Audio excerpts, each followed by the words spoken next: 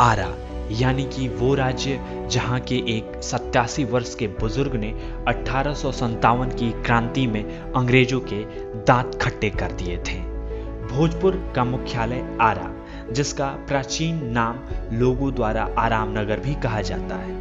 इतिहासकारों की माने तो राजा मयूर ध्वज ने भक्ति की परीक्षा देने के लिए अपने पुत्र को लकड़ी चीरने वाले आरा से काट दिया था। भगवान को प्रकट होने के बाद जब मयूर ध्वज का बेटा जिंदा हुआ तो इस नगर का नाम आरा रखा गया। आरा के संदर्भ में यह भी कहा जाता है कि यहाँ पहले काफी अरण्य यानी जंगल हुआ करते थे, जिसकी वजह से धीरे धीरे अरण्य के इस शहर का नाम आरा होता गया। वहीं आरा में मां आरण्य देवी का मंदिर भी है, जिसके कारण ऐसी मान्यता है कि आरा नाम उनके नाम पर रखा गया है। खैर जो भी हो, आरा के इस इतिहास को जानने के बाद वहां के लोग काफी प्रसन्नचित्त रहते हैं। प्राचीन ग्रंथ महाभारत और रामायण के अनुसार आरा का प्राचीन नाम आराम नगर ही था। संस्कृत प्राकृत पाली में आराम शब्द का अर्थ वाटिका यानी बगीचा होता है। ऐसा माना जाता है कि वनों उपवनों के मनोरम प्रदेश में आराम करने के लिए राजा महाराजा आते थे, जहां आरण्य देवी यानी कि वन देवी सुख समृद्धि की वर्षा करती थीं। वहीं पकड़ी मोहल्ले के बारे में कहा जाता है कि पांडवों के अज्ञातवास के दौरान बाकासुर का वध किया गया था। उस जगह पर बाकासुर के पिंड पर आज भी कुछ जातियों द्वारा विधि विधान से पूजा किया जाता है। इतना ही नहीं, अयोध्या के राजा दशरथ ने अपने प्राण प्रिय पुत्र राजकुमार श्री राम और श्री लक्ष्मण को जीवन की शिक्षा लेने के लिए इसी जनपद के बक्सर में महर्षि विश्वामित्र के पास भेजा था।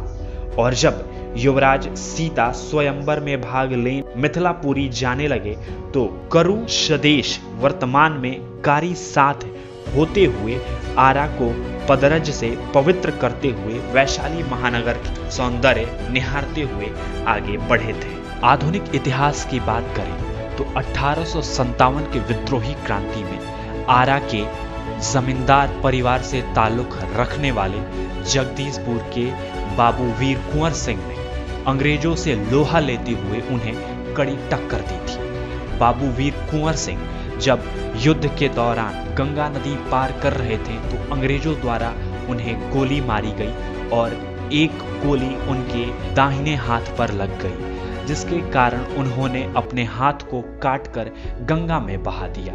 लोक श्रुति में ये कहा जाता है कि बाबू कुंवर सिंह ने अपना हाथ गंगा को चढ़ा दिया, जिसके कारण गोली लगने से जहर पूरे शरीर में फैल गया और बाद में मृत्यु हो गई। ब्रितानी हुकूमत के आरा पर शासन होने के बाद अंग्रेजों ने एक अश्वारोही सेना का निर्माण किया। अश्वारोही सेना में घोड़े को शामिल किया गया और अश्वारोहियों की एक सेना बनाई गई। अश्वारोहियों के सेना का केंद्र आरा रहा। अश्वारोही सेना के मैदान में मौजूद है एक गिरजाघर, जिसका नाम है द हॉली सेवियर चर्च। इस गिरजाघर के पीछे भी एक कहानी है। कहानी ये है कि बताया जाता है कि जब लंदन के एक अधिकारी जिनका नाम जॉन ऑस्टिन था, वो भारत के दौरे पर थे। उन्होंने बिहार प्रांत में बनी अश्वारोही सेना को देखने में अपनी रुचि दिखाई। तय किया गया कि अश्वारोही सेना का एक परेड समारोह किया जाएगा।